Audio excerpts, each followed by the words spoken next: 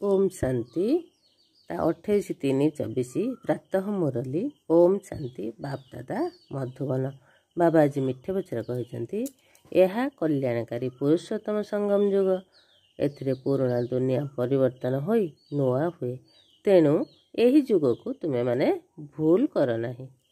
आज प्रश्न बाबा कहते बाबा छोट बड़ सबु संतान मानकु निज समान करने स्नेहर सहित गोटे शिक्षा दियंती ताहा कौन।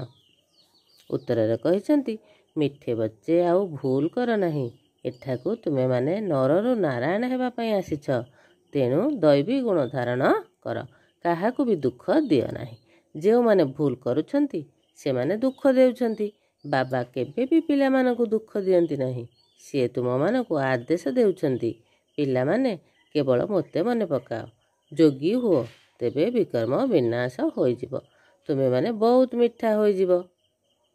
अच्छा मिठा मिठा शिखला दे संतान मानक प्रति माता पिता बाप दादांकर मधुर स्नेह भरा स्मृति एवं सुप्रभात आत्मिक पितांकर आत्मिक संतान मानकु नमस्ते।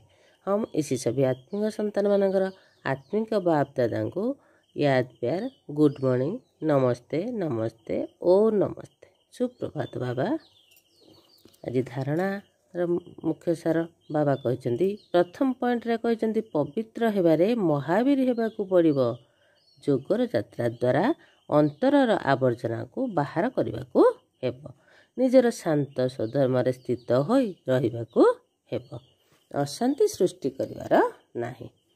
द्वितीय पॉइंट रे बाबा जी कहते बाबा जो सठिक कथा शुणाउछंती ताहा ही शुणिबाकू हेबो हियर नो इविल खराब कथा शुण नाही समस्त को सुजाग कर पुरुषोत्तम जुगरे पुरुषोत्तम हुओ एवं अन्य को कराओ।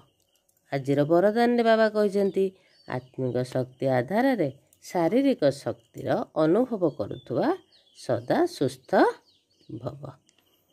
विस्तार रे कहते एही अलौकिक जीवन रे आत्मा एवं प्रकृति उभय सुस्थ रहिबा आवश्यक अटे।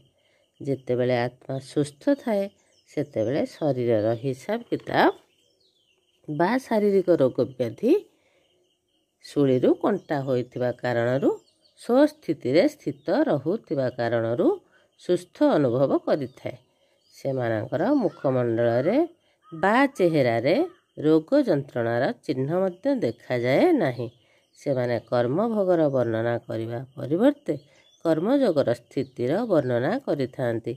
सेमाने निजर परिवर्तन करिवार शक्ति आधार रे कष्ट को मध्य संतुष्टतारे परिवर्तन करी निजे संतुष्ट रहिबा सहित वातावरण रे संतुष्टतार तरंग खेलाई थांती। आजिर श्लोकन बाबा कहते जदि मन द्वारा शरीर द्वारा एवं पारस्परिक स्नेह द्वारा सेवा करिवो तेबे सफलता निश्चिंत मिलिवो। ओम शांति।